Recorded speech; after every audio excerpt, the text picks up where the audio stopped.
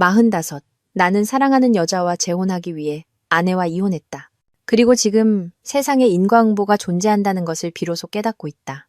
인생의 반환점을 돌았다고 하는 45의 내 삶은 갑자기 무서울 정도로 평온해졌다. 잔물결 하나 없는 가을 호수처럼 고요했고 바닥까지 훤히 들여다보일 만큼 투명했다. 하지만 그 바닥은 지루할 정도로 익숙한 자갈과 이끼로 가득했다. 내 이름은 김성호, 제법 알려진 건설 자재 회사의 영업팀장이다. 안정적인 직장, 괜찮은 수입, 집과 차, 그리고 지방에서 대학을 다니는 아들까지. 겉으로 보기에 내 가족은 남들이 부러워할 만한 모습이었다. 하지만 이불 속 사정은 당사자만 아는 법. 20년 가까이 된 우리 부부의 결혼 생활은 그 불꽃이 꺼진 지 오래였다. 이제는 겨우 온기만 남은 잿불처럼 거센 바람 한 번이면 꺼져버릴 듯 위태로웠다. 매일 저녁 퇴근하고 돌아오면 나는 반복되는 장면과 마주해야 했다. 현관문을 열면 안에 이은숙이 부엌에서 분주하게 움직이고 있었다. 낡은 장판 위로 길게 늘어진 그녀의 그림자. 익숙한 음식 냄새가 코를 찔렀다. 늘 그렇듯 된장찌개와 김치찌개, 고등어구이였다. 20년 동안 내 입맛은 변하지 않았고 아내의 정성 또한 변함이 없었다. 하지만 그렇게 프로그램처럼 짜인 정성은 나를 숨막히게 했다. 저녁 식사는 침묵 속에서 이루어졌다. 아내는 내 밥그릇 위에 생선살을 발라 올려주며 입버릇처럼 물었다. 오늘 회사 일은 어땠어요? 나는 건성으로 대답했다. 늘 똑같지 뭐. 그러면 다시 침묵이 흘렀다. 식기가 부딪히는 소리, 낡은 텔레비전에서 흘러나오는 뉴스 소리. 모든 것이 단조롭고 지루했다. 식사가 끝나면 아내는 뒷정리를 했고 나는 거실 소파에 앉아 의미 없는 뉴스 기사들을 넘기며 스마트폰 화면에 시선을 고정했다. 잠시 후 아내는 예쁘게 깎은 과일 한 접시를 들고 나와 탁자 위에 놓고는 조용히 낡은 안락의자에 앉아 읽던 책을 펼쳤다. 우리는 가까이 앉아 있었지만 우리 사이에는 보이지 않는 차가운 공간이 존재했다. 나는 활기찬 대화, 재치 있는 농담, 불쑥 손을 잡아오는 스킨십, 심지어 격렬한 부부 싸움이라도 갈망했다. 이 무서운 정적을 깨트릴 수만 있다면 무엇이든 좋았다. 하지만 은숙은 언제나처럼 온화하고 인내하며 말이 없었다. 그녀는 좋은 아내였고 현명한 어머니였으며 흠잡을 데 없는 여자였다. 하지만 지금의 나에게 그녀는 이미 수없이 읽어 마침표 하나, 쉼표 하나까지 모두 외워버린 좋은 책과 같았다. 나는 아직 잉크 냄새가 채가시지 않은 새 책, 예측할 수 없는 흥미진진한 이야기로 가득한 책을 갈망하고 있었다. 수많은 밤을 아내에게 등을 돌린 채 뒤척이며 잠 못 들었다. 나는 내 젊은 시절을 세월 속에 묻혀버린 열정과 꿈을 떠올렸다. 한때 나는 새로운 것을 탐험하기 좋아하는 활기찬 청년이었다. 하지만 먹고 사는 문제에 치이는 결혼 생활은 그런 나를 달아 없애버렸다. 옆에 누운 은숙을 보았다. 그녀는 고른 숨을 내쉬며 깊이 잠들어 있었다. 희미한 무드 등 불빛 아래 그녀의 눈가에 자리 잡은 주름이 보였다. 그것은 시간의 흔적이자 남편과 자식을 위해 묵묵히 희생해온 세월의 증거였다. 마땅히 애틋하고 소중하게 여겨야 했지만 내 마음속에는 연민과 권태감만이 차올랐다. 나는 내 집이라는 공간에 갇혀버린 기분이었고 은숙은 의도치 않게 세상에서 가장 다정한 간수가 되어버렸다. 나는 벗어나고 싶었다. 변화를, 다른 삶을, 숨쉴 새로운 공기를 갈망했다. 그리고 조만간 이 답답한 세상을 부수기 위해 무슨 일이든 저지를 것이라는 걸 스스로 알고 있었다. 꺼져가는 불씨를 되살려 하기보다 나는 그 마지막 온기로 모든 것을 불태워버리고 싶었다. 운명은 때로 한여름의 소나기처럼 예기치 못한 만남으로 사람을 시험하곤 한다. 갑작스럽게 찾아와 미처 대비할 틈도 주지 않고 비가 그친 뒤에는 눈부신 무지개와 함께 맑게 갠 하늘을 남겨 그것이야말로 인생 최고의 풍경인 양 착각하게 만든다. 나와 박유리의 만남이 바로 그런 소나기였다. 그날 우리 회사는 새로운 파트너사와 계약 체결을 기념하는 파티를 열었다. 파티는 고급 레스토랑에서 열렸고 따뜻한 조명과 감미로운 음악, 맑게 부딪히는 와인잔 소리가 공간을 채웠다. 나는 평소처럼 구석에 앉아 와인을 홀짝이며 적당히 사교적인 표정을 짓고 있었다. 이런 가식적인 자리는 이제 너무나 피곤했다. 하지만 바로 그때 그녀가 나타났다. 유리는 파트너사 직원으로 행사를 지원하기 위해 파견되었다. 그녀는 몸매가 드러나는 와인색 드레스를 입고 있었고 길고 아름다운 웨이브 머리를 하고 있었다. 특히 웃을 때마다 반짝이는 생명력 넘치는 눈이 인상적이었다. 그녀는 내 테이블로 다가와 종소리처럼 맑은 목소리로 말했다. 안녕하세요. 박유리라고 합니다. 잠시 여기 앉아도 될까요? 나는 마치 전기가 흐르는 듯한 기분에 약간 당황하며 고개를 끄덕였다. 그녀는 자리에 앉아 능숙하게 대화를 이끌었다. 그녀는 내 업무와 내가 진행했던 프로젝트에 대해 물었다. 하지만 일반적인 비즈니스 대화와는 달리 유리의 이야기에는 늘 신선함과 유머가 넘쳤다. 그녀는 자신의 배낭 여행 이야기, 살사 댄스에 대한 열정, 미래의 대담한 계획들에 대해 이야기했다. 그녀는 마치 태풍처럼 나를 둘러싼 낡고 정체된 공기를 날려버렸다. 그녀와 함께 있으면 나는 마치 10년은 젊어지는 기분이었다. 더 이상 가정과 일에 대한 걱정에 찌든 중년 남자가 아니라 흥미진진한 모험담에 귀 기울이는 청년이 된 것 같았다. 그 후 며칠 동안 우리는 더 자주 연락하기 시작했다. 처음에는 업무에 대한 안부 메시지로 시작했지만 점차 밤을 새워 통화하는 사이로 발전했다. 유리는 내게 지나간 연애와 그로 인해 받았던 상처에 대해 털어놓았다. 그녀는 내게서 젊은 남자들에게는 없는 성숙함과 신뢰감, 그리고 따뜻함을 느낀다고 말했다. 그 말은 메말은 내 심장의 꿀처럼 흘러들었다. 나는 은숙에게 거짓말을 하기 시작했다. 거래처 사람 만나러 가. 갑자기 회의가 잡혔어. 며칠 출장 가야 돼. 거짓말은 두려울 정도로 쉽게 입에서 흘러나왔다. 나는 불 속으로 뛰어드는 불나방처럼 유리와의 사랑에 빠져들었다. 위험하다는 것을 알면서도 그 빛과 온기의 유혹을 뿌리칠 수 없었다. 우리는 화려한 레스토랑, 활기찬 라운지바, 고급 리조트에서 데이트했다. 유리는 나를 색채와 소리, 끝없는 즐거움으로 가득한 그녀의 세계로 이끌었다. 나는 그녀에게 명품 가방, 디자이너 드레스, 반짝이는 보석 같은 비싼 선물을 사주었다. 선물을 받고 환하게 웃는 그녀의 미소와 행복한 눈빛을 볼 때면 나는 내가 굉장히 능력 있고 가치 있는 사람이 된 것 같았다. 나는 그저 생존하는 것이 아니라 진정으로 살고 있다고 느꼈다. 나는 은숙을 완전히 잊었다. 아니, 의도적으로 잊으려 애썼다.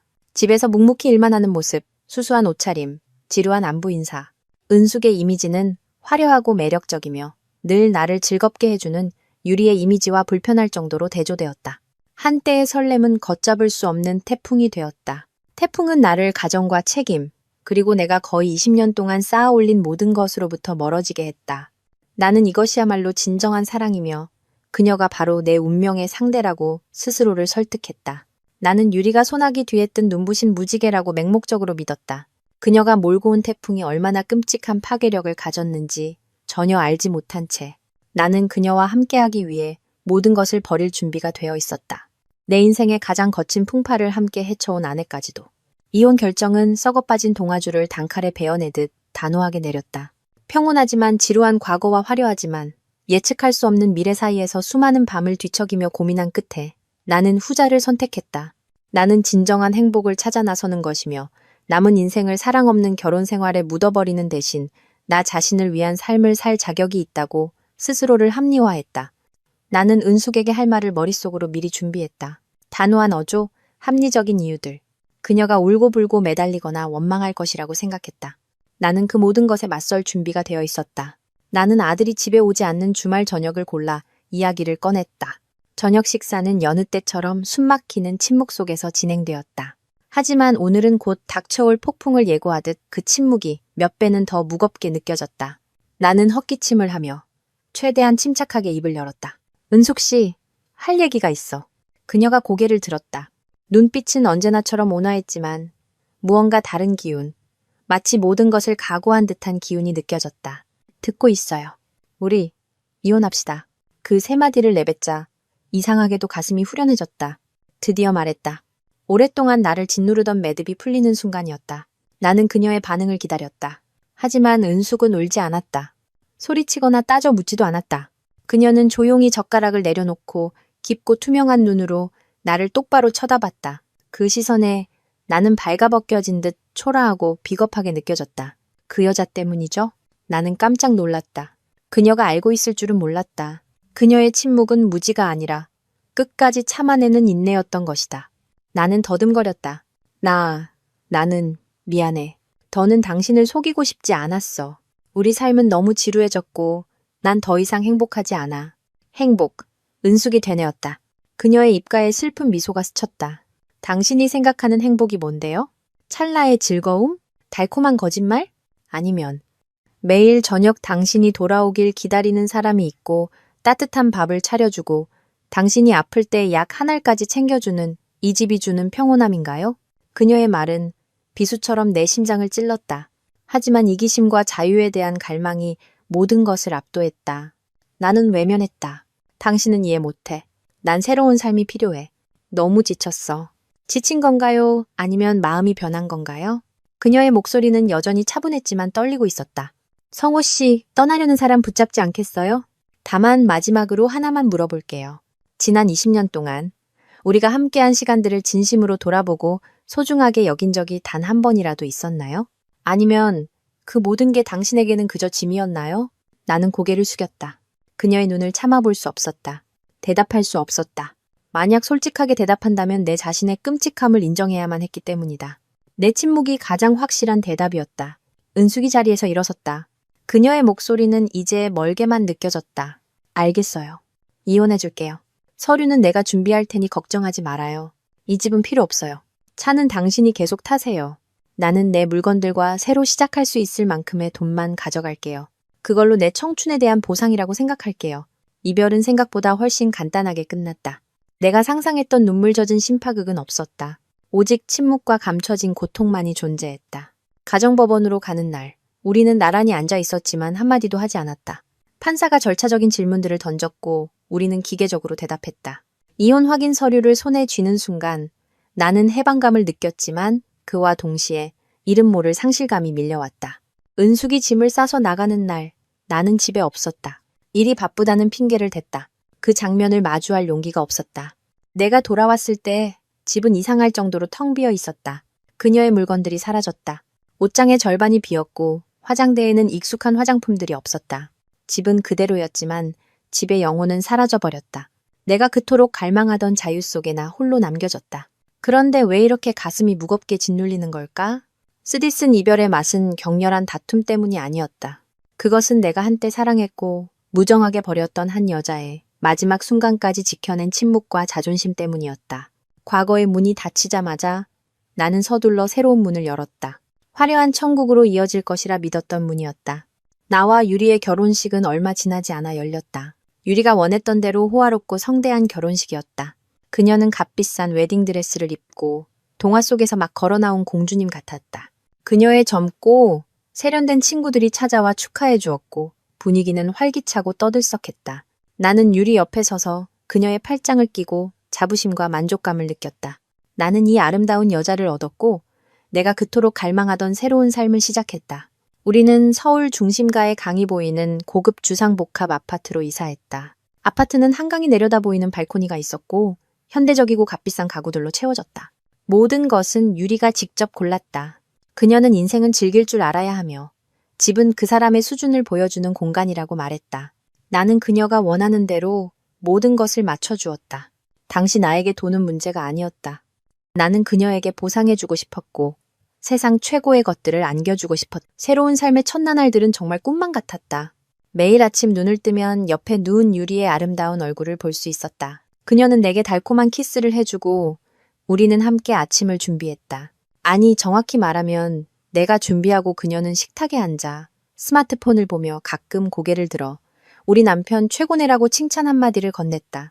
우리의 아침 식사는 예전처럼 밥과 찌개가 아니라 유리가 좋아하는 샐러드, 스크램블 에그, 과일 주스 같은 건강식이었다. 저녁에는 더 이상 집에만 있지 않았다. 유리의 세계는 파티, 라운지바, 콘서트로 이루어져 있었다. 그녀는 나를 온갖 곳에 데리고 다니며 친구들에게 소개했다. 중년의 나는 갑자기 젊고 활기찬 세계의 일부가 되었다. 나는 낯선 칵테일을 마시는 법을 배우고 최신 유행 음악을 듣고 패션과 여행에 대한 가벼운 이야기를 나누었다. 나는 다시 살아난 기분이었고 새로운 에너지를 얻는 것 같았다. 호화로운 해외여행은 우리 삶의 필수적인 부분이 되었다. 우리는 파리에서 에펠탑을 보고 몰디브에서 스쿠버 다이빙을 하고 스위스에서 스키를 탔다. 여행을 갈 때마다 유리는 수천 장의 사진을 찍어 달콤한 글과 함께 인스타그램에 올렸다. 행복한 결혼 생활과 지극정성인 남편을 은근히 과시하는 게시물들이었다. 사람들의 부러움 가득한 댓글을 읽으며 나는 한 남자로서의 자존감이 채워지는 것을 느꼈다. 나는 내 선택이 옳았다고, 이것이야말로 가치 있는 삶이라고 생각했다. 나는 달콤한 꿀에 완전히 빠져들었다. 은숙과 낡은 결혼 생활의 기억은 아주 먼 곳으로 밀려난 듯했다. 가끔 아들에게서 안부 전화가 올 때야 비로소 내게도 과거가 있었다는 사실을 떠올렸다. 하지만 죄책감은 잠시 스쳐 지나갈 뿐 곧 새로운 즐거움으로 덮였다. 나는 은숙도 자신만의 행복을 찾을 것이라고, 괜찮을 것이라고 스스로에게 말했다. 나는 이기적일 권리, 나 자신을 위해 살 권리를 스스로에게 부여했다. 내 새로운 삶은 화려하고 아름다운 장면들로 가득한 로맨틱 영화 같았다. 나는 남자 주인공이었고 유리는 아름다운 여자 주인공이었다. 우리는 함께 많은 사람이 질투할 만한 현대적인 사랑 이야기를 써내려갔다. 나는 이 영화가 해피엔딩으로 끝날 것이라고, 내 공주님과 영원히 행복할 것이라고 믿었다. 겉으로 보이는 화려함이 종종 적나라하고 냉혹한 진실을 감추고 있다는 것을 나는 알지 못했다. 그리고 영화의 남자 주인공인 나는 곧 내가 직접 선택한 가장 비극적인 전개와 마주해야만 했다. 어떤 신혼여행도 결국엔 끝나고 결혼 생활은 그 본질로 돌아오게 마련이다. 책임감, 이해, 그리고 타협이라는 수많은 조항이 담긴 계약서처럼 말이다.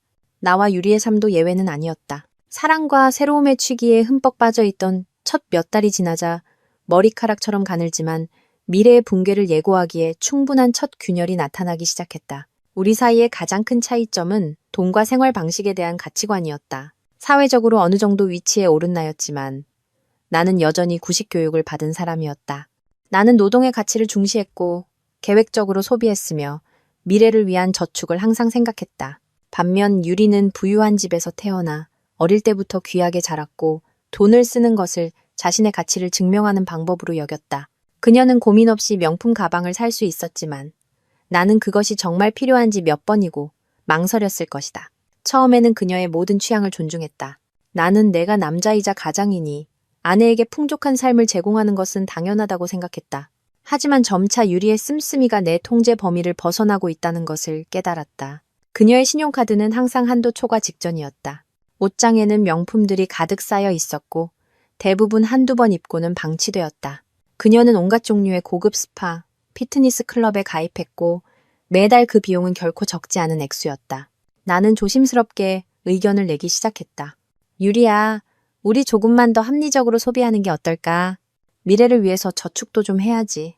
유리는 즉시 나를 세웠다. 미래? 오빤 항상 미래 타령이야. 왜 현재를 즐기지 못해? 내가 결혼한 건 사랑받고 대접받으려고 한 거지. 한 푼 두 푼 따지려고 한 게 아니라고. 혹시 나한테 돈 쓰는 게 아까워? 매번 이런 식으로 논쟁은 내 침묵과 그녀의 토라짐으로 끝났다. 그리고 화해하기 위해 나는 또다시 그녀에게 비싼 선물을 사줘야 했다. 그 끝없는 순환에 나는 지쳐갔다. 우리가 서로 다른 언어를 사용하고 있다는 것을 깨달았다. 그녀의 세계는 호화로운 파티, 멋진 여행, 피상적인 인간관계로 이루어져 있었다. 반면 나의 세계는, 내가 한때 지겨워했던 그 세계는 여전히 가족과의 저녁 식사, 조용한 저녁, 오래된 친구들과의 진솔한 관계였다. 나와 은숙의 결혼 생활을 지켜봐왔던 내 오랜 친구들은 아무도 유리를 좋아하지 않았다. 그들은 그녀가 너무 과시적이고 물질적이라고 말했다. 모임에 나가면 유리는 주로 스마트폰만 만지작거리며 우리 이야기에 무관심한 태도를 보였다. 그녀는 우리가 자주 가던 허름한 맛집을 비웃었고 내 친구 아내의 수수한 오차셔림을 흉봤다. 점차 나는 그녀를 모임에 데려가는 것을 꺼리게 되었고 나 스스로도 친구들과 멀어졌다. 나는 내가 선택한 세계 속에서 외톨이가 되어갔다. 결정적으로 내 기억에 남은 사건은 어머니의 제삿날이었다. 매년 은숙은 정성껏 제사 음식을 준비해서 나와 함께 시골집에 내려가곤 했다. 그녀는 어머니 영전에 향을 피우고 아버지와 몇 시간이고 앉아 이야기꽃을 피웠다. 하지만 올해 내가 유리에게 시골에 내려갈 준비를 하라고 하자 그녀는 얼굴을 찌푸렸다. 시골에 뭐하러 가? 길도 멀고 먼지투성이에 피곤하잖아. 그냥 아버님께 용돈 보내드려. 그게 성이지. 난 친구랑 스파 예약했단 말이야. 나는 처음으로 그녀에게 큰 소리를 냈다. 그것은 책임이자 효도라고 말했다. 하지만 유리는 입술을 삐죽이며 말했다. 요즘 세상에 무슨 그런 구시대적인 생각을 해? 난 시골 생활 익숙하지 않아. 그날 나는 혼자 차를 몰고 시골로 내려가야 했다. 아버지가 손수 차린 단출한 제사상을 보며 그의 쓸쓸한 눈빛을 보며 나는 끝없는 죄책감을 느꼈다. 아버지는 아무 말도 하지 않았지만 나는 그가 실망했다는 것을 알 수 있었다. 서울로 돌아오는 길 나는 깊은 생각에 잠겼다. 나는 내 가족을 자신의 가족처럼 여겨주던 여자를 버리고 오직 자기 자신밖에 모르는 여자를 쫓고 있었다. 새로운 삶이라는 아름다운 그림에 회색 얼룩이 번지기 시작했다. 그것은 내가 꿈꿔왔던 것과는 전혀 다른 현실을 예고하고 있었다. 사람은 자신이 믿고 싶은 것을 믿는 경향이 있고 나 또한 예외는 아니었다. 나는 새로운 결혼 생활의 균열을 애써 외면하며 그저 사소한 차이일 뿐이라고, 시간이 지나면 서로에게 익숙해질 것이라고 스스로를 위로했다. 하지만 진실은 한번 드러나고자 마음먹으면 가혹하고 무자비하게 그 모습을 드러내 내가 애써 쌓아올린 모든 환상을 산산조각 냈다. 모든 것은 유리의 비밀스러운 통화에서 시작되었다. 그녀는 종종 발코니에 나가 소곤거리며 통화했고 내가 나타나면 깜짝 놀라며 전화를 끊었다. 내가 물으면 그녀는 그저 친구들과의 수다라고 신경 쓸 필요 없다고 둘러댔다. 남자의 직감은 무언가 잘못되었다고 말하고 있었지만 나는 진실을 마주할 용기가 없었다. 더 깊이 파고들면 내가 감당할 수 없는 진실을 발견하게 될까 두려웠다. 하지만 증거는 스스로 나를 찾아왔다. 어느 날 저녁, 유리가 샤워하는 동안 그녀의 스마트폰이 테이블 위에서 계속 울렸다. 발신자는 자기야도였다. 호기심과 의심이 두려움을 이겼다. 나는 스마트폰을 집어들었다. 비밀번호는 그녀의 생일. 너무나 뻔했다. 카카오톡 메시지함을 여는 순간 심장이 쿵쾅거렸다. 수백 개의 달콤한 메시지, 다정한 사진들, 은밀한 약속들. 그 남자는 다름 아닌 유리의 전 직장 상사이자 유부남인 강태수 이사였다. 발밑이 무너져 내리는 것 같았다. 나는 그저 그녀의 여러 선택지 중 하나였을 뿐이다.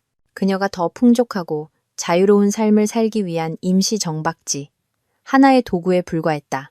달콤한 사랑의 속삭임, 다정한 보살핌, 모든 것이 서투른 연극이었다. 나는 소파에 주저앉아 망연자실했다. 손에 든 스마트폰이 천근만근 무겁게 느껴졌다. 분노와 실망, 고통이 한꺼번에 가슴속에서 들끓었다. 유리가 샤워를 마치고 수건 한 장만 두른 채 나와서 오늘 밤 영화 볼 계획에 대해 즐겁게 이야기했다. 그녀는 내 표정과 테이블 위에 스마트폰을 보고는 그대로 멈춰섰다. 모든 것을 알아차린 것이다. 하지만 그녀는 당황하거나 미안해하는 대신 차갑고 도전적인 표정을 지었다. 내 핸드폰 훔쳐봤어? 지금 그게 할 소리야? 설명해봐. 이게 다 뭐야? 나는 스마트폰을 테이블에 내던지며 분노로 갈라지는 목소리로 소리쳤다. 유리는 어깨를 으쓱하며 비웃었다. 설명할 게 뭐가 있어? 당신이 본 그대로야. 그래, 나 그 사람이랑 계속 만나고 있었어. 근데 뭐? 그 사람은 당신이 줄 수 없는 걸 주거든. 돈, 지위, 인맥 같은 거. 그럼 나는? 나에 대한 당신 사랑은 전부 거짓이었어? 나는 거의 절규했다. 사랑? 그녀가 비웃으며 크게 웃었다. 남자들은 참 순진해. 이 나이에 영원한 사랑을 믿는 거야? 솔직히 처음엔 당신의 성숙하고 듬직한 모습에 호감이 있었어. 하지만 맨날 일밖에 모르고 한 푼 두 푼 따지는 남자랑 사는 거 진짜 지루하더라고. 당신이 내 필요를 채워주지 못하니까 다른 사람을 찾은 것뿐이야. 아주 자연스러운 수요와 공급의 법칙이지. 그녀의 말 한마디 한마디가 망치처럼 내 머리를 내리쳤다. 내가 우상처럼 여기고 가정을 버리면서까지 좇았던 여자가 이제는 낯설고 잔인한 얼굴로 서 있었다. 그녀의 본 모습은 이기적이고 현실적이며 한치의 부끄러움도 없었다. 우리의 싸움은 극에 달했다. 나는 마음속에 쌓아두었던 모든 억울함을 쏟아냈다. 그녀 역시 지지 않고 내 모든 약점을 끄집어내 조롱했다. 그녀는 나를 시대에 뒤떨어진 꼰대라고 불렀다. 이전 결혼이 실패한 것은 당연한 결과라고 비웃었다. 그날 밤 그녀는 짐을 싸서 떠났다. 고급 아파트는 순식간에 춥고 텅 빈 공간이 되었다. 나는 어둠 속에 홀로 앉아 있었다. 주변에는 이제는 아무 의미 없어 보이는 값비싼 가구들만 덩그러니 놓여 있었다. 냉혹한 진실이 드러났다. 유리의 기만뿐만 아니라 나 자신의 어리석음까지도. 나는 화려하지만 텅 빈 환영을 조차 내 손으로 직접 행복을 파괴했다. 한때의 열병은 지나갔고 쓰디쓴 환멸과 배신당한 자의 고통만이 남았다. 내 악몽은 배신에서 끝나지 않았다. 유리가 떠난 후 그녀가 남긴 후폭풍이 본격적으로 내 삶을 덮치기 시작했다. 마치 태풍은 지나갔지만 그 폐허는 여전히 어지럽고 황량하게 남아있는 것과 같았다. 며칠 후 나는 은행과 카드사로부터 전화를 받기 시작했다. 그들은 내가 전혀 알지 못했던 거액의 신용카드 빚과 소비자 대출에 대해 통보했다. 알고 보니 유리는 함께 사는 동안 내 신분증과 서류를 몰래 빼돌려 대출을 받았던 것이다. 그녀는 내 서명을 정교하게 위조했다. 금액은 수천만 원 수준이 아니라 수억 원에 달했다. 그녀가 명품과 호화로운 여행, 그리고 아마도 그 부유한 내연남에게 바쳤을 돈의 총합이었다. 나는 망연자실했다. 20년 넘게 치열하게 일하며 모은 전 재산, 그리고 은숙과 이혼하며 옛집을 판 돈의 네모까지 모두 합쳐도 빚을 갚기에는 턱없이 부족했다. 나는 은행으로 달려가 사기를 당했다고 설명하려 애썼지만 모든 서류는 합법적이었다. 위조된 서명은 너무나 진짜 같았고 법적으로 책임은 온전히 내게 있었다. 그 후의 나날들은 지옥과 같았다. 내 전화기는 빚 독촉 전화로 쉴 새 없이 울렸다. 그들은 회사로 전화해 동료들을 괴롭혔고 상사에게 압력을 가했다. 내가 파산하고 아내에게 버림받았다는 소문은 삽시간에 퍼져나갔다. 사람들은 나를 동정과 경멸이 뒤섞인 눈으로 쳐다봤다. 존경받던 영업팀장에서 한순간에 비참한 실패자로 전락했다. 사방에서 오는 압박에 나는 일에 집중할 수 없었다. 실수가 연이어 발생했고 올 것이 오고야 말았다. 나는 해고당했다. 비가 쏟아지던 어느 날 오후 나는 회사에서 개인 물품을 챙겨 도망치듯 빠져나왔다. 나는 직업과 명예를 잃었고 곧 살 곳마저 잃게 될 처지였다. 월세를 감당할 능력이 없어진 나는 고급 아파트에서 쫓겨났다. 나는 내 마지막 남은 재산인 자동차를 팔아 빚의 일부를 갚고 앞으로의 생활비를 마련해야 했다. 나는 도시의 깊숙한 골목에 있는 좁고 축축한 반지하 단칸방으로 이사해야 했다. 방은 간신히 싱글 침대 하나와 작은 책상을 놓을 수 있을 정도였다. 퀴퀴한 곰팡이 냄새가 코를 찔렀고 가난한 동네의 소음이 아침부터 밤까지 들려왔다. 화려한 삶에서 나는 사회의 가장 밑바닥으로 추락했다. 나는 삐걱거리는 침대에 누워 얼룩진 천장을 바라보았다. 나는 모든 것을 잃었다. 경력, 돈, 사랑, 자존심. 모든 것이 짧은 시간 안에 연기처럼 사라졌다. 나는 더 나은 새로운 삶을 찾아 나선다고 생각했다.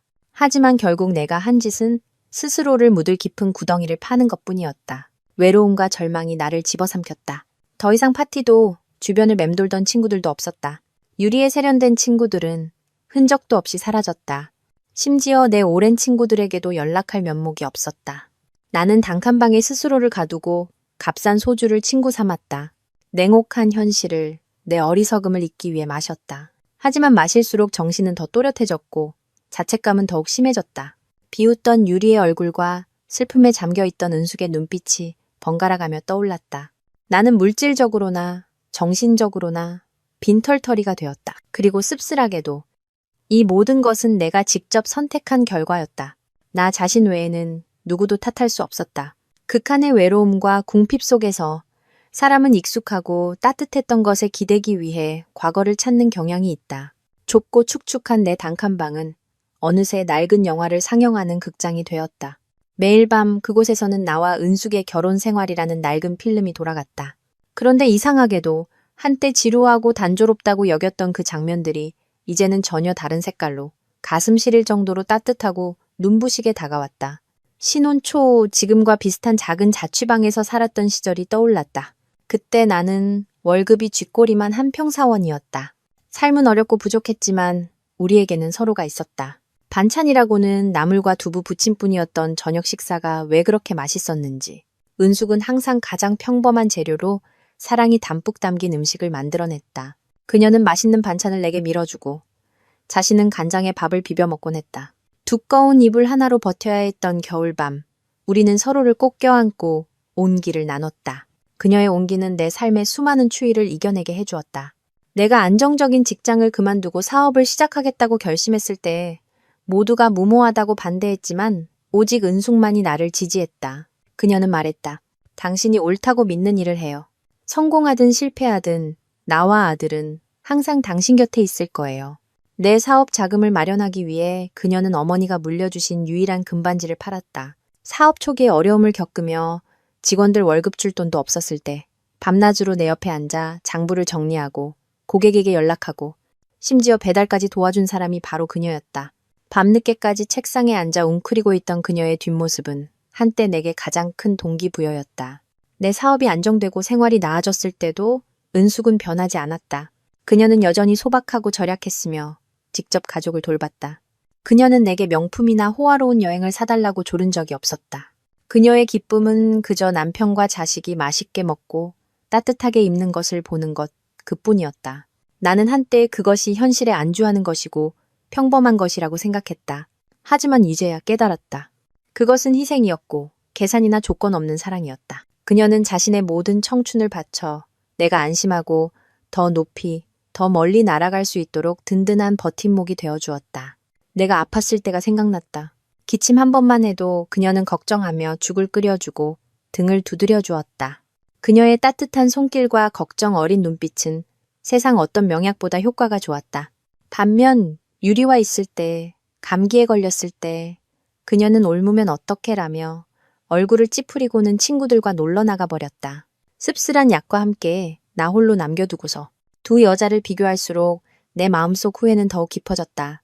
나는 나를 세상의 전부로 여겨주던 한 여자를 무정하게 버리고 나를 그저 잠시 머무는 정거장으로 여긴 여자를 쫓았다. 나는 손안의 쥔 보석을 하찮게 여기고 길가에 반짝이는 조약돌을 줍기 위해 혈안이 되었다. 그리고 그 조약돌이 나를 피 흘리게 하는 날카로운 유리 조각에 불과하다는 것을 깨달았을 때 보석은 이미 내 것이 아니었다. 나는 취중의 은숙의 이름을 불렀다. 무의식적으로 찢어지는 자책감 속에서 그녀를 불렀다. 시간을 되돌릴 수만 있다면, 내 실수를 바로잡을 수만 있다면. 하지만 모든 것은 너무 늦었다. 나는 나를 진정으로 사랑해준 유일한 여자를 내 손으로 잃었다. 그리고 지금 나락의 맨 밑바닥에서야 내가 가졌던 것들의 가치를 절실히 깨닫고 있다.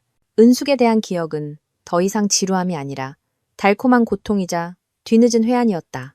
내 삶은 실업, 빚, 그리고 절망의 늪에서 허우적대며 흘러갔다. 매일 단칸방에 틀어박혀 4개의 벽과 값싼 소주병을 친구 삼아 지냈다. 밖으로 나갈 용기도, 누구를 만날 용기도 없었다. 동정 어린 시선과 수군거리는 소리가 두려웠다. 나는 스스로를 추악한 껍데기 속에 몸을 숨긴 달팽이로 만들었고 혼자서 고통을 곱씹었다. 그러던 어느 날 오후, 마지막 남은 소주병이 비자나는 어쩔 수 없이 굴 밖으로 기어나왔다. 나는 고된 하루 일과를 마친 가난한 노동자들이 모이는 길가의 포장마차로 향했다. 구석에 자리를 잡고 소주 한 병을 시켰다. 안주로는 주인이 테이블에 깔아놓은 낡은 신문지가 전부였다. 나는 시간을 때우고 잡념을 없애기 위해 무심코 신문지를 읽기 시작했다. 그때 익숙한 이름 하나가 눈에 들어왔다. 변호사 이은숙. 심장이 멎는 것 같았다. 나는 서둘러 신문지를 펼쳐들었다. 사회를 빛낸 여성들이라는 코너의 기사였다. 그리고 그 기사의 주인공은 다름 아닌 내 전 아내 은숙이었다. 기사에는 그녀의 증명사진이 실려 있었다. 사진 속 은숙은 무척 달라 보였다. 단정하게 자른 단발머리, 옅은 화장을 한 얼굴에서는 자신감과 강인함이 느껴졌다. 세련된 정장을 입고 있었고 특히 눈빛이 예전에 순종적이고 슬픈 기운 대신 총명하고 단호하며 지혜로 가득 차 있었다. 그녀는 낯설면서도 매력적이었다. 나는 기사의 모든 글자를 개걸스럽게 읽었다. 이혼 후 은숙은 무너지지 않았다. 그녀는 내가 준 위자료와 가족의 도움으로 나와 결혼하며 중단해야 했던 로스쿨 과정을 마쳤다. 변호사 자격증을 딴 후 그녀는 다른 도시로 이사해 작은 법률 사무소를 열었다. 그리고 어려운 환경에 처한 여성들, 특히 가정폭력 피해자들을 위한 무료 법률 상담 및 지원을 전문으로 하고 있었다. 기사에는 그녀의 인터뷰가 실려 있었다. 저는 한때 가족밖에 모르고 의존적이며 자기 목소리를 내지 못하는 여성이었습니다. 하지만 삶의 큰 변화를 겪으며 여성이 자신의 두 발로 굳건히 설 때 비로소 행복과 존중을 찾을 수 있다는 것을 깨달았습니다. 저는 제 지식을 이용해 다른 여성들이 공정함과 자신의 가치를 되찾는 것을 돕고 싶습니다. 그녀의 말 한마디 한마디가 이미 너덜너덜해진 내 자존심을 찔렀다. 내가 실패와 자괴감에 빠져 허우적대는 동안 내가 무정하게 버렸던 그녀는 강인하고 눈부시게 일어서고 있었다. 그녀는 고통을 힘으로 좌절을 기회로 삼아 의미 있고 더 나은 새로운 삶을 건설했다. 그녀는 자신만을 위해 살지 않고 다른 이들에게 희망을 주고 있었다. 나는 내 자신을 돌아보았다. 실패하고 망가져 목적 없이 살아가는 한심한 남자. 그녀와 나의 극명한 대조에 나는 극심한 수치심을 느꼈다. 나는 그녀가 나 없이는 살 수 없을 것이라고, 영원히 약하고 순종적인 여자로 남을 것이라고 생각했다. 하지만 나는 틀렸다. 약한 것은 바로 나였다. 풍파 앞에서 제대로 서 있지도 못하는 겁쟁이는 나였다. 손에 든 신문지가 떨렸다. 은숙에 대한 소식은 내 얼굴에 찬물을 끼얹는 것처럼 오랜 방황에서 나를 깨어나게 했다. 그것은 놀라움과 수치심뿐만 아니라 어두운 내 영혼의 작은 빗줄기를 비춰주었다. 강인하고 독립적이며 자애로운 은숙의 모습은 갑자기 내가 감히 꿈꿀 수도 없는 머나먼 목표이자 동시에 나를 채찍질하는 조용한 동기부여가 되었다. 나는 이 수렁에서 벗어나기 위해 무언가 해야만 했다. 더 이상 이렇게 쓸모없는 인간으로 살아갈 수는 없었다. 은숙에 대한 기사를 읽은 후 내 마음은 한시도 편할 날이 없었다. 그녀의 새롭고 강인한 모습이 계속해서 나를 따라다녔다. 그것은 자책감인 동시에 이상한 위로가 되었다. 나는 다른 생각을 하기 시작했다. 술에 빠져 지내는 대신 도시를 정처 없이 걸어 다녔다. 목적 없이 그저 걷는 것은 마음을 비우고 주변의 삶을 관찰하게 해주었다.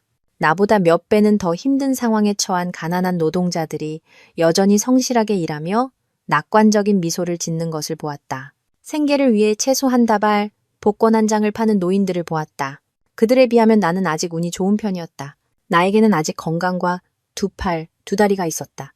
그렇게 헤매던 중 나는 우연히 헌책방이 많은 작은 골목으로 들어섰다. 낡은 종이 냄새와 잉크 냄새가 공기 중에 떠다니며 책 읽기를 좋아했던 대학 시절을 떠올리게 했다. 나는 구석에 자리 잡은 바깥의 소음과 완전히 분리된 조용한 헌책방으로 들어갔다. 하늘 높이 솟은 책장을 따라 걸으며 낡은 책등을 손으로 쓸어보았다. 그리고 그때 그것을 발견했다. 부드러운 푸른색 표지의 책. 제목은 알기 쉬운 생활 법률, 마음의 짐을 덜어드립니다. 그리고 저자의 이름은 다시 한번 이은숙이었다. 심장이 또다시 멎는 듯했다. 나는 떨리는 손으로 책을 집어들었다. 이것은 분명 기사에서 언급했던 그 책이었다. 그녀가 직접 겪고 처리했던 사건들과 경험을 바탕으로 쓴 책. 나는 헌책방 구석에 주저앉아 한 장 한 장 넘겨보았다. 책은 어려운 법률 용어로 가득한 딱딱한 내용이 아니었다. 오히려 따뜻하고 친근하며 깊은 연민이 담긴 문체로 쓰여 있었다. 은숙은 형제 간의 토지 분쟁, 남편에게 폭행당하는 아내, 버려진 아이들처럼 누구나 겪을 수 있는 실제 이야기와 일상적인 상황을 통해 복잡한 법률 문제를 설명했다. 각각의 이야기는 한 사람의 인생 조각이자 고통이었다. 그리고 그녀는 그 속에 법률 지식을 교묘하게 녹여내 독자들이 공감하면서 동시에 자신의 권리와 책임을 이해할 수 있도록 했다. 하지만 나를 가장 감동시킨 것은 법률 지식이 아니라 책의 서문과 맺은 말에 담긴 은숙의 삶과 사랑에 대한 성찰이었다. 그녀는 이렇게 썼다. 법은 공정함을 가져다 줄 수 있지만 영혼의 상처까지 치유할 수는 없습니다. 오직 사랑과 용서만이 그 기적적인 힘을 가지고 있습니다. 저도 한때 원망하고 고통스러워했습니다. 하지만 증오를 품고 사는 것은 결국 자기 자신을 더 무겁게 만들 뿐이라는 것을 깨달았습니다. 내려놓는 법을 배우고 용서하는 법을 배우는 것은 다른 사람이 그럴 자격이 있어서가 아니라 내 영혼의 평온이 필요하기 때문입니다. 그리고 마지막 페이지에서 그녀는 이렇게 썼다. 행복은 목적지가 아니라 여정입니다. 때로는 울퉁불퉁한 길을 걷고 넘어지고 길을 잃어야만 비로소 올바른 길이 어디인지 깨닫게 됩니다. 실수를 두려워하지 마세요. 실수한 후에 다시 일어설 용기가 없는 것만을 두려워해야 합니다. 나는 그 글자들을 읽으며 눈물을 펑펑 쏟았다. 마치 그녀가 바로 나에게 이야기하는 것 같았다. 그 말들은 위로이자 조언이었고 격려였다. 그녀는 내 이름을 한 번도 언급하지 않았지만 우리 결혼 생활의 고통스러운 경험이 오늘날의 깊고 자애로운 변호사 이은숙을 만드는 데 일조했다는 것을 느낄 수 있었다. 그녀는 무너지지 않고 경이롭게 일어섰다. 나는 그 책을 샀다. 그날 밤 나는 술을 한 방울도 마시지 않았다. 단칸방의 희미한 불빛 아래 앉아 한 구절 한 구절 되풀이해 읽었다. 은숙의 책은 어둡고 길 잃은 내 영혼을 비추는 등대 같았다. 그것은 그녀가 걸어온 길을 보여줄 뿐만 아니라 내게도 새로운 길을 열어주었다. 회개의 길, 인생을 다시 시작하는 길. 나는 시간을 되돌려 실수를 바로잡을 수는 없지만 새로운 여정을 시작할 수는 있다는 것을 알았다. 그녀가 쓴 것처럼 나 자신의 가치를 되찾고 영혼의 평온을 찾아가는 여정. 이 운명적인 책은 내 인생의 가장 어두운 시기에 나침반이 되어주었다. 은숙의 책은 내 생각에 혁명을 일으켰다. 그것은 고요한 밤에 울려 퍼지는 사찰의 종소리처럼 내 안에 오랫동안 잠들어 있던 선량함과 자존심을 일깨웠다.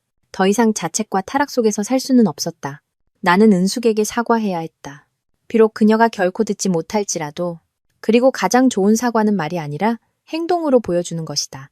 내가 변할 수 있다는 것, 더 나은 사람이 될 수 있다는 것을 증명해야만 했다. 나는 너무나 많은 고통스러운 기억과 굴욕이 담긴 이 도시를 떠나기로 결심했다. 나를 아는 사람이 아무도 없는 새로운 환경에서 맨주먹으로 다시 시작해야 했다. 남은 몇 안 되는 개인 물품을 팔아 기차표 한 장과 며칠간의 생활비를 겨우 마련했다. 내 목적지는 지도에서 우연히 본 작은 항구 도시였다. 그곳에는 마천루도 화려한 네온 사인도 없었다. 붉은 기와지붕의 집들과 가로수가 늘어선 작은 길, 그리고 밤낮으로 들려오는 파도 소리만이 있었다. 맑은 공기와 평화로운 분위기는 대도시의 숨막히는 번잡함과 완전히 대조되었다. 나는 어촌마을의 작은 단칸방을 얻었다. 내 새로운 삶은 일자리를 찾는 것에서부터 시작되었다. 흠집난 이력서와 온전치 못한 신분으로는 예전처럼 사무직을 구할 수 없었다. 나는 가장 힘들고 고된 육체 노동을 해야만 했다. 내 첫 직업은 어시장의 짐꾼이었다. 매일 새벽동이 트기 전에 어시장에 나가야 했다. 비릿한 생선 냄새가 코를 찔렀다. 나는 평생 사무실 의자에만 앉아있던 중년 남자의 온 힘을 다해 무거운 생선 상자를 배에서 육지로 날랐다. 등은 쑤시고 어깨는 뻐근했으며 손은 굳은 살이 박이고 피가 맺혔다. 처음 며칠은 거의 탈진 상태였다. 저녁에 방에 돌아오면 대충 씻고 침대에 쓰러져 잠들기 바빴다. 하지만 나는 포기하지 않았다. 좌절감이 들 때마다 강인하고 꿋꿋했던 은숙의 모습을 떠올렸다. 그녀는 그토록 큰 고통을 이겨냈는데 내가 이 정도의 어려움을 극복하지 못할 이유가 없었다. 나는 이를 악물고 버텼다. 점차 내 몸도 고된 노동에 익숙해졌다. 내 땀과 눈물로 번 얼마 안 되는 돈이 얼마나 소중하게 느껴졌는지 모른다. 그것은 깨끗하고 정직한 돈이었다. 짐꾼 일을 한동안 한 후 나는 조금 덜 힘든 일을 구했다. 마을의 작은 건설 현장에서 인부로 일하는 것이었다. 나는 시멘트를 섞고 벽돌을 쌓고 미장하는 법을 배웠다. 내 피부는 햇볕과 바닷바람에 검게 그을렸다. 얼굴은 수척해졌지만 눈빛은 더 이상 이전처럼 공허하고 멍하지 않았다. 그 눈에는 다시 집중력과 희미한 희망이 깃들기 시작했다. 나는 극도로 소박한 삶을 살았다. 매일 직접 밥을 해먹었고 반찬은 밥과 나물, 약간의 말린 생선이 전부였다. 술은 완전히 끊었다. 저녁에는 술의 힘을 빌리는 대신 은숙의 책을 다시 읽었다.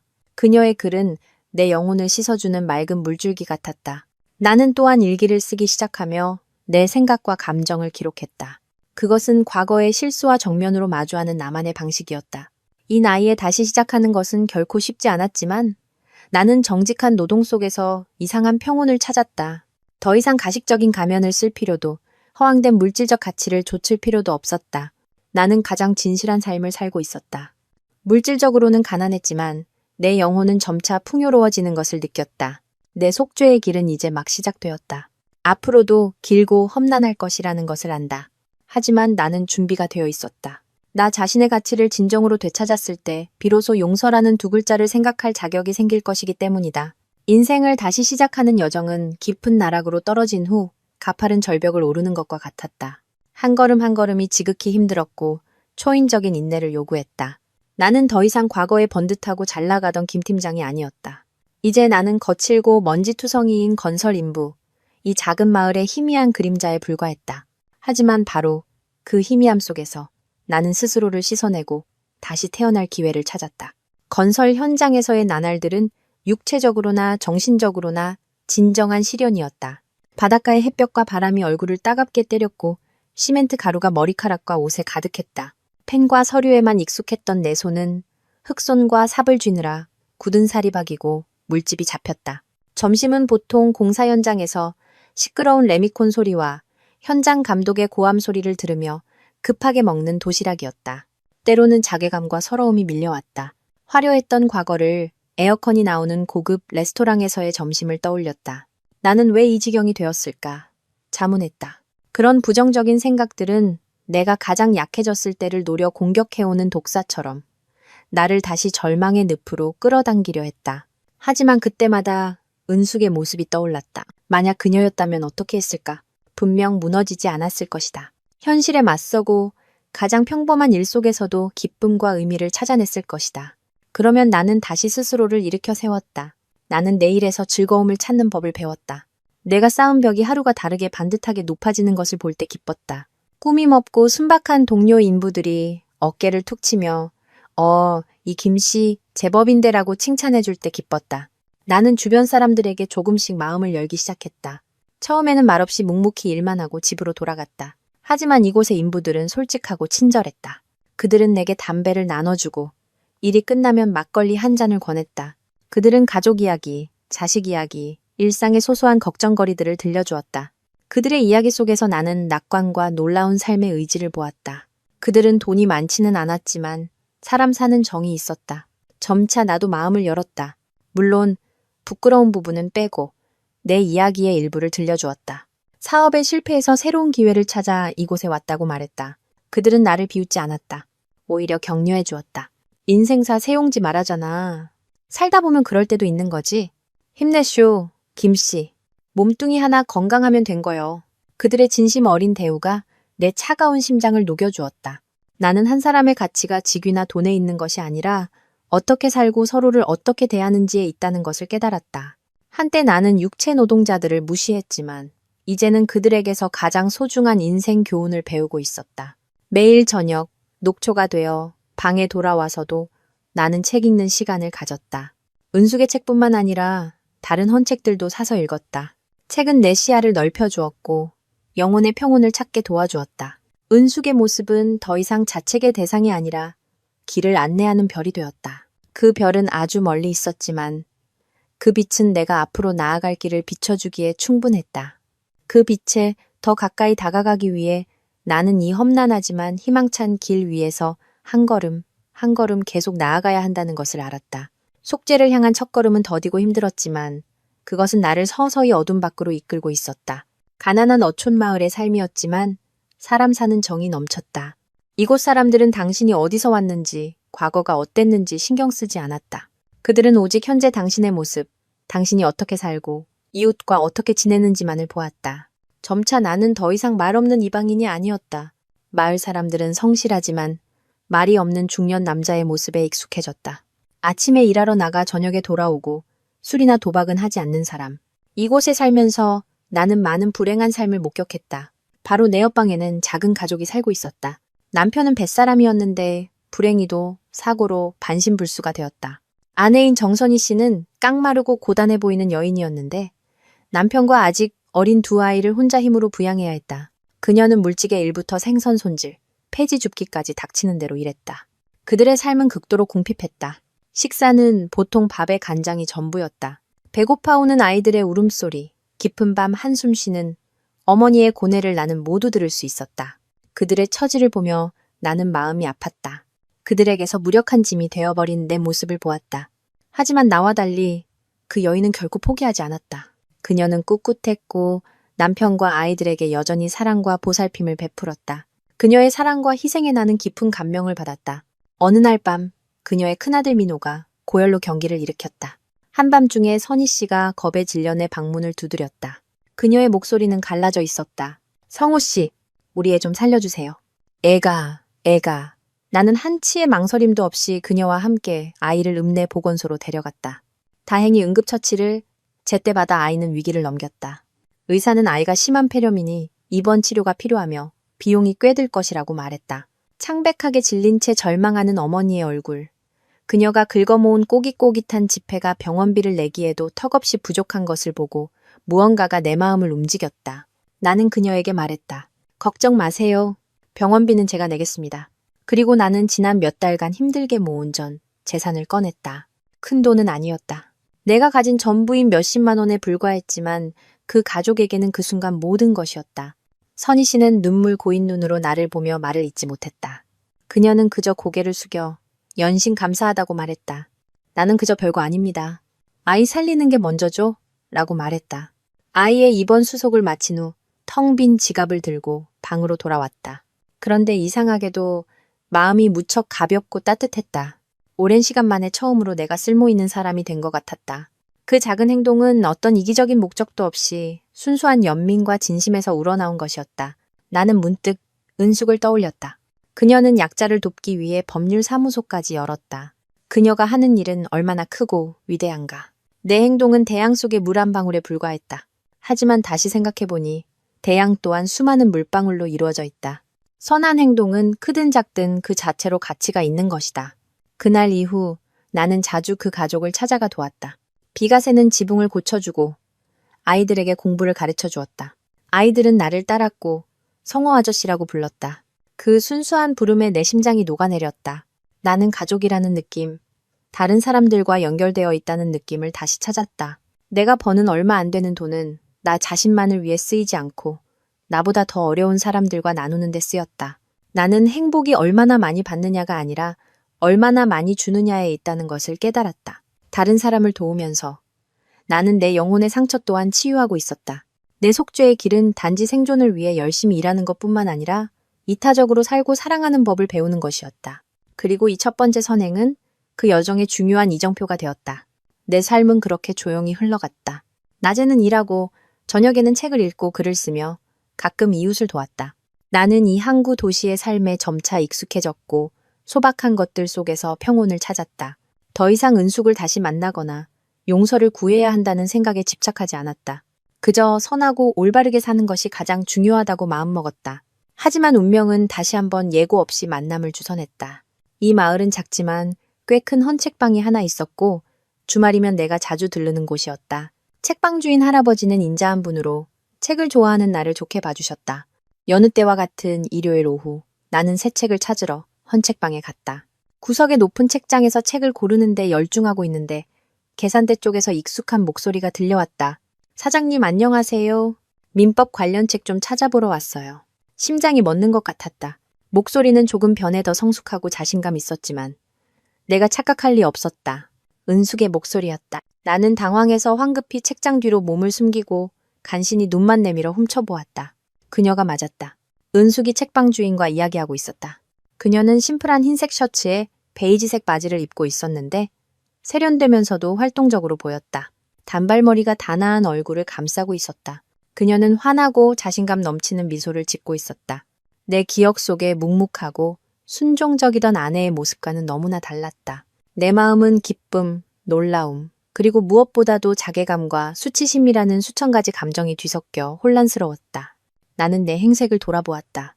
낡고 해진 작업복, 미처 지우지 못한 페인트 자국, 거칠고 굳은 살이 박인 손, 검게 그을리고 수척한 얼굴.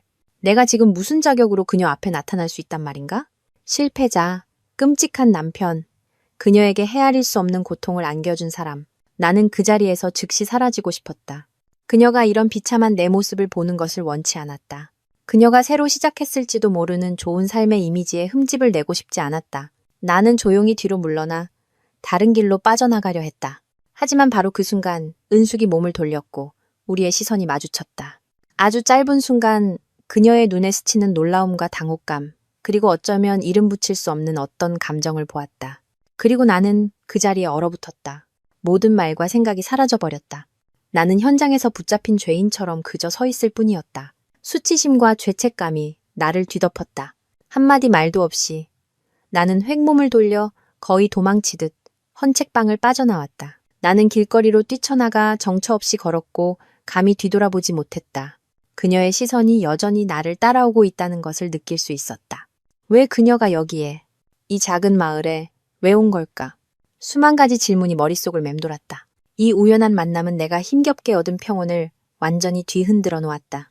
그것은 내가 묻어버리려 애썼던 과거와 정면으로 마주하게 했다. 나는 두려우면서도 한편으로는 희미한 희망을 품었다. 이것이 운명이 내게 준 마지막 기회일까? 아니면 어디로 도망치든 내 실수에서 벗어날 수 없다는 것을 상기시키는 잔인한 장난일까? 그날 밤 나는 몇 달 만에 처음으로 뒤척이며 잠 못 들었다. 헌책방에서의 예기치 못한 만남 이후 나는 불안과 초조함 속에서 며칠을 보냈다. 더 이상 익숙한 장소에 갈 용기가 나지 않았다. 우연이라도 은숙과 마주칠까 두려웠다. 길을 나설 때마다 누군가 나를 지켜보는 듯한 기분이 들었다. 내 마음의 평온은 깨져버렸다. 그녀를 다시 만나 사과 한마디 하고 싶으면서도 동시에 마주할 자신이 없어 두려웠다.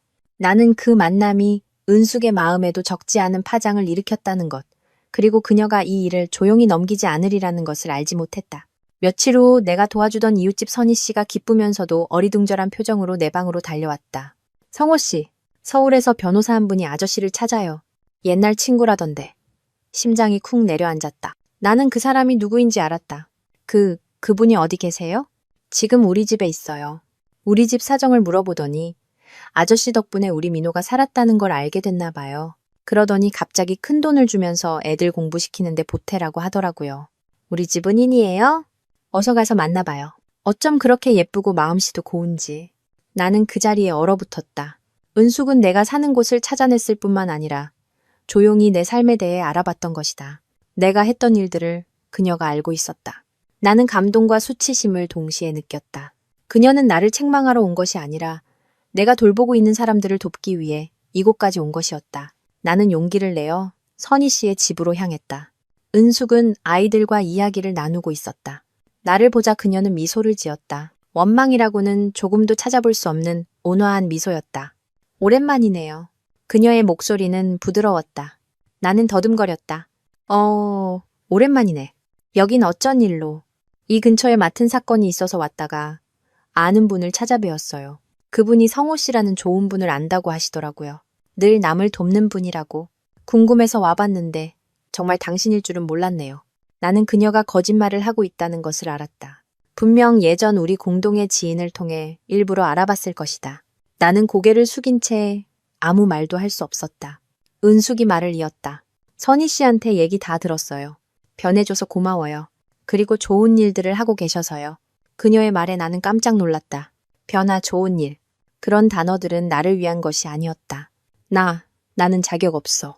당신에게 너무 큰 상처를 줬잖아. 지난 일은 지난 일이에요. 은숙이 나를 보며 진심 어린 눈으로 말했다. 사람은 누구나 실수할 수 있어요. 중요한 건 실수 후에 다시 일어서서 빛을 향해 나아갈 줄 아느냐는 거죠. 당신은 그걸 해낸 것 같아요. 당신을 보니 기쁘네요. 우리는 한참 동안 이야기를 나눴다. 그녀는 내 삶과 일에 대해 물었다. 나도 조심스럽게 그녀의 일과 법률 사무소에 대해 물었다. 대화는 오래된 친구처럼 부드럽고 자연스럽게 흘러갔다. 어색함도 비난도 없었다. 떠나기 전 은숙은 내게 봉투 하나를 건넸다. 여기 돈이 좀 있어요. 이 돈으로 이곳의 어려운 분들을 더 도와주세요. 나는 황급히 거절했다. 아니, 받을 수 없어.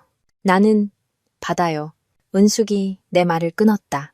이건 동정이 아니에요. 당신이 하고 있는 좋은 일에 저도 조금이나마 힘을 보태고 싶은 것뿐이에요. 우리 함께 의미 있는 일을 하고 있다고 생각해요. 나는 봉투를 손에 쥐었다. 그 무게가 사람의 정으로 느껴져 무거웠다. 나는 처음으로 자괴감 없이 그녀의 눈을 똑바로 쳐다볼 수 있었다. 은숙의 이해와 관용이 내 마음속 무거운 짐을 상당 부분 덜어주었다. 그녀는 나를 죄인이 아니라 실수를 바로잡으려 노력하는 한 인간으로 봐주었다. 이 만남은 내가 상상했던 것과는 달랐다. 그것은 심판의 자리가 아니라 새로운 시작이었다. 사랑의 회복이 아닌 존중과 인간애를 회복하는 시작. 이 감동과 놀라움은 내가 선택한 길에 대한 확신을 더해주었다. 그 만남 이후에도 은숙은 연락을 끊지 않았다. 가끔 그녀는 전화를 걸어 내 안부를, 이웃집 가족의 안부를, 그리고 내일을 물었다. 우리 대화는 친구로서의 적당한 거리를 유지했지만 그녀의 목소리에 담긴 진심 어린 관심은 분명히 느낄 수 있었다. 한편 서울에 있는 은숙에게도 나름의 고민이 있었다. 그녀는 자신의 가장 친한 친구이자 내가 있는 곳을 찾는데 도움을 준 최현주에게 모든 것을 털어놓았다. 똑부러지고 경험 많은 현주는 이야기를 다 듣고 한참 동안 생각에 잠겼다. 그래서 그 사람을 다시 만났구나. 기분이 어때? 은숙은 창밖을 보며 한숨을 쉬었다. 정말 많이 변했어. 현주야. 더 이상 겉모습만 줬던 그런 남자가 아니었어. 힘들고 소박한 노동자의 삶을 살고 있었지만 예전에는 결코 볼 수 없었던 평온하고 선한 눈빛을 봤어. 이해해. 하지만 앞으로 어쩔 생각이야? 아직 그 사람한테 감정이 남아있는 거지? 현주가 단도직입적으로 물었다. 은숙은 바로 대답하지 않고 침묵했다. 감정은 흑백 논리로 명확하게 나눌 수 있는 사건 파일 같은 것이 아니었다. 내가 그녀에게 준 상처는 깊었지만 함께한 부부의 정도 쉽게 지울 수 있는 것이 아니었다. 나도 잘 모르겠어. 은숙이 나지막이 말했다. 그 사람이 불쌍해. 한때는 잘 나가던 사람이 이제는 허름한 단칸방에서 힘든 육체 노동을 하고 있으니까. 진심으로 뉘우치고 있다는 건 알겠어. 하지만 다시 시작하기에는 너무 두려워. 또 상처받을까봐. 현주는 친구의 손을 잡으며 이해한다는 눈빛으로 말했다. 내 두려움 알아. 누구나 그럴 거야. 하지만 은수가 내 말 잘 들어봐. 이 세상에 완벽한 사람은 없어. 누구나 실수하고 마음이 약해져서 길을 잘못 들 때도 있어. 중요한 건 그들이 어떻게 실수했느냐가 아니라 실수 후에 다시 돌아와 바로잡을 용기가 있느냐는 거야. 김성호 씨는 큰 실수를 했어. 그리고 그 대가도 혹독하게 치렀지. 직업, 돈, 명예를 다 잃고 스스로 어려운 길을 선택해서 인생을 다시 시작하고 있잖아. 자기 가치를 되찾으려고. 나는 결과에 책임을 지고 바닥에서부터 다시 시작하려는 남자는 존중받을 자격이 있다고 생각해. 너더러 당장 그 사람과 재결합하라고 권하는 건 아니야. 감정은 치유되고 다시 쌓아 올릴 시간이 필요하니까. 하지만 그 사람에게 기회를 줘야 한다고 생각해. 그의 변화를 증명할 기회. 그리고 너 자신에게도 줄 기회 말이야. 너 혼자 충분히 오래 살았잖아. 너도 행복할 자격이 있어. 마음을 한번 열어봐, 은수가. 그냥 친구처럼 처음부터 다시 알아간다고 생각해. 과거의 상처가 미래의 행복을 가로막게 두지 마. 진심으로 뉘우쳤다면 누구든 용서받을 자격이 있어. 현주의 조언은 은숙의 마음속에 떠다니던 의심과 두려움의 구름을 걷어내는 시원한 바람 같았다. 그녀의 말이 맞았다. 용서는 있는 것이 아니라 미래를 향해 나아가기 위해 과거를 받아들이는 것이다. 나는 실수했지만 그 실수를 바로잡기 위해 노력하고 있었다. 이제 그녀가 나와 그녀 자신 모두에게 다시 시작할 기회를 주어야 할 때인지도 모른다. 가장 친한 친구의 조언은 훗날 우리 두 사람 모두 결코 후회하지 않을 결정을 내리도록 은숙을 이끄는 중요한 원동력이 되었다. 친구와 대화한 지 일주일 후 나는 은숙에게서 전화를 받았다. 이번에는 그녀의 목소리가 조금 다르게 느껴졌다. 망설임과 동시에 단호함이 섞여 있었다. 성우 씨, 이번 주말에 시간 괜찮아요? 나는 조금 놀랐다. 괜찮아. 무슨 일인데? 그 마을에 다시 갈 일이 생겼어요. 가서 커피 한잔하고 싶은데 잠시 이야기할 수 있을까요? 그녀의 제안에 심장이 마구 뛰었다. 그녀가 이렇게 공식적으로 만남을 제안한 것은 처음이었다. 나는 기쁘면서도 한편으로는 걱정이 되었다. 기쁜 것은 그녀가 내게 기회를 주었다는 것이고, 걱정되는 것은 그녀를 어떻게 마주해야 할지, 무슨 말을 해야 할지 몰랐기 때문이다. 나는 목소리가 떨리지 않도록 애쓰며 대답했다. 당연히 괜찮지. 장소는 당신이 정해. 우리는 강가 조용한 곳에 자리한 부겐빌레아 덩굴이 드리워진 작은 카페에서 만나기로 했다. 조용한 대화에 어울리는 평화로운 곳이었다. 주말까지 며칠 동안 나는 안절부절 못했다. 가장 깨끗한 옷을 꺼내 몇 번이고 빨고 다녔다. 낡은 셔츠와 바지 한 벌이 전부였지만 그것이 내가 표현할 수 있는 최대한의 존중이었다. 무슨 말을 할지 어떻게 이야기를 시작할지 고민했다. 다시 한번 사과해야 할까? 아니면 내 삶에 대해 이야기해야 할까? 머릿속이 온통 뒤죽박죽이었다. 약속 당일 나는 15분 일찍 도착했다. 강이 보이는 구석 자리를 골라 앉아 흐르는 강물을 바라보았다. 내 마음도 강물처럼 복잡했다. 이 만남이 또다시 과거의 상처를 들추어 모든 것을 더 어색하게 만들까봐 두려웠다. 곧 은숙이 도착했다. 그녀는 여느 때처럼 옅은 색의 꽃무늬 원피스와 단발머리의 소박한 모습이었다. 그녀는 미소를 지으며 내게 인사하고 맞은편에 앉았다. 그녀의 미소 덕분에 긴장이 조금 풀렸다. 우리는 음료를 주문했다. 처음에는 대화가 조금 어색했다. 날씨, 일, 그리고 이런저런 사소한 이야기들을 나누었다. 하지만 그 침묵을 깬 것은 은숙이었다. 요즘 어떻게 지내세요? 그녀가 물었다. 그녀의 눈빛은 판단 없이 진솔하게 나를 향해 있었다. 그녀의 질문은 내 마음의 빗장을 여는 열쇠 같았다. 나는 이야기하기 시작했다. 힘들었던 첫나날들, 짐꾼 일, 땀과 눈물에 대해 이야기했다. 친절했던 동료 인부들과 이웃집 가족에 대해 이야기했다. 가장 평범한 것들 속에서 어떻게 삶의 의미를 다시 찾게 되었는지 이야기했다. 나는 꾸미거나 과장하지 않고 솔직하게 말했다. 은숙은 내 눈을 떼지 않고 조용히 들어주었다. 그 눈빛 속에서 나는 공감과 이해, 그리고 약간의 안타까움을 보았다. 강가 카페에서의 만남은 전환점이 되었다. 그것은 사교적인 만남이 아니라 수많은 풍파를 겪은 두 영혼이 다시 앉아 진심으로 서로의 이야기를 듣고 나눌 기회였다. 그리고 나는 이 기회를 빌려 오랫동안 품어왔던 말을 해야 한다는 것을 알았다. 내 이야기가 끝나자 우리 사이에는 잠시 침묵이 흘렀다. 카페의 감미로운 음악, 바람에 흔들리는 꽃집 소리, 모든 것이 숨을 죽이고 기다리는 듯했다. 나는 지금이 바로 그 순간이라는 것을 더 이상 미룰 수 없다는 것을 알았다. 나는 깊게 숨을 들이마시고 용기를 내어 은숙의 눈을 똑바로 쳐다보았다.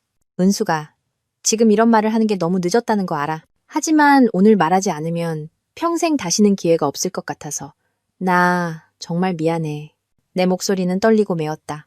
머릿속으로 준비했던 말들은 모두 사라지고 가장 진실한 감정만이 터져나왔다. 내가 바람을 피우고 당신의 사랑과 신뢰를 배신한 것뿐만 아니라 우리가 함께한 세월 동안 보였던 내 이기심, 무관심, 잔인함에 대해 사과하고 싶어. 나는 당신의 희생을 당연하게 여겼고 당신의 보살핌을 지루한 족쇄라고 생각했어. 당신이 힘들게 갖고 온 평온함을 스스로 지겨워할 권리가 있다고 착각했지. 나는 헛된 허영심과 화려한 환상을 줬다가 우리 집을 내 손으로 부수고 내 인생에서 가장 소중한 여자를 잃어버렸어. 모든 것을 잃고 나락으로 떨어진 후에야 내가 얼마나 어리석고 끔찍한 인간이었는지 깨달았어. 내가 당신에게 준 상처는 결코 되돌릴 수 없기에 용서를 구할 자격도 없어. 그냥 이 말을 하고 싶었어. 내 마음 깊은 곳에서 우러나오는 사과. 그래야 내 양심이 조금이라도 편해질 것 같아서 내 눈에서 눈물이 흐르기 시작했다. 오랫동안 억눌러 왔던 뒤늦은 후회와 고통, 자책의 눈물이었다. 내 인생에서 처음으로 나는 한 여자 앞에서 울었다. 약해서가 아니라 내 실수와 진정으로 마주했기 때문이다. 은숙은 말없이 내게 휴지를 건네주었다. 그녀는 내가 울도록 마음속에 무거운 짐을 모두 쏟아내도록 내버려 두었다. 그녀의 침묵은 냉담함이 아니라 내 감정을 존중하는 깊은 경청이었다. 내가 진정되자 그녀가 조용히 입을 열었다. 그녀의 목소리도 약간 떨리고 있었다. 나도 당신을 무척 미워했어요. 그 고통은 아마 평생 잊지 못할 거예요. 하지만 우리 결혼이 왜 그렇게 되었을까 스스로에게 물어보기도 했어요. 잘못이 전적으로 당신에게만 있었던 건 아니에요. 어쩌면 나도 잘못했는지 몰라요.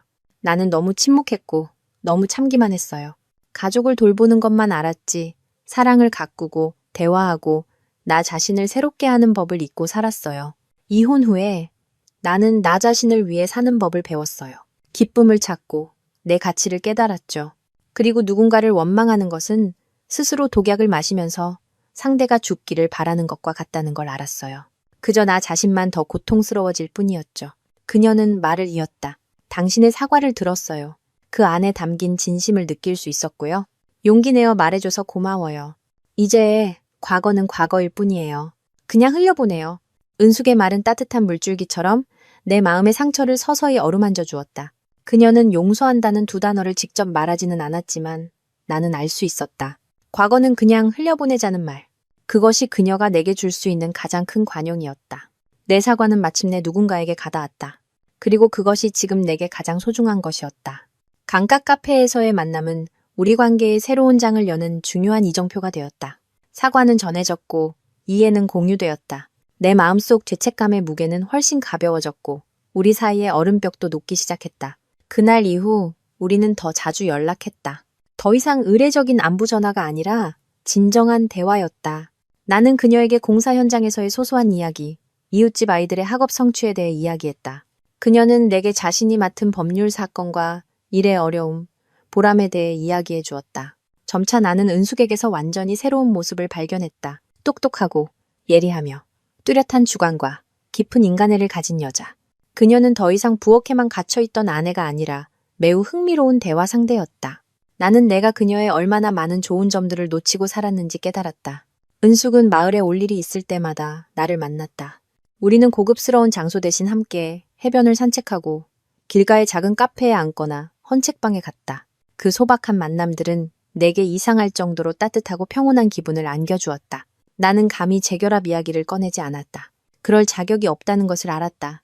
그저 매일 조용히 노력했다. 더 열심히 일하고 더 나은 삶을 살았다. 그녀에게 쓰러진 후 진정으로 성장한 남자, 내 자신의 가장 좋은 모습을 보여주고 싶었다. 어느 날 저녁 해질녘 해변을 산책하던 중 은숙이 갑자기 멈춰섰다. 성호 씨, 미래에 대한 계획 있어요? 계속 건설 현장에서 일할 수는 없잖아요. 나는 조금 망설였다. 아직 잘 모르겠어. 아마 전기나 배관 같은 기술을 배워서 작은 가게라도 열까 생각 중이야. 은숙은 고개를 저었다. 그렇게 생각 안 해요. 당신은 관리 경험도 있고 사업 감각도 있잖아요. 왜 그걸 낭비해요? 서울로 돌아오는 건 어때요? 제 친구 중에 자기 공장을 관리해 줄 사람이 필요한 사람이 있어요.